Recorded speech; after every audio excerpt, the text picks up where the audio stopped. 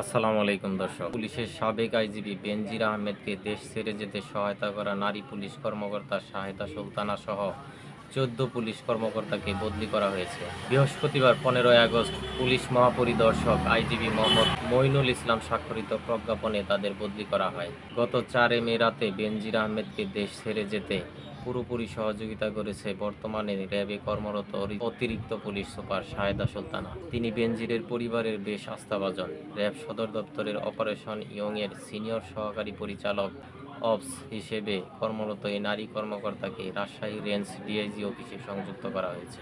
রাজশাহী সদরের অতিরিক্ত police super Mohammad Abdul মাহবুবকে ঢাকা পুলিশ টেলিকম সংস্থায়, টাঙ্গাইল পিটিসির অতিরিক্ত পুলিশ সুপার ফারিয়া আফরোজকে পুলিশ সদর দপ্তরে বদলি করা হয়েছে। আর ডিএমপির অতিরিক্ত পুলিশ কমিশনার মোহাম্মদ রাশেদ হাসানকে এসপিতে বদলি করা হয়েছে। গত ২৬ মে তাকে দিনাজপুর বীরগঞ্জ সার্কেলের পুলিশ সুপার হিসেবে বদলি করা হয়েছিল।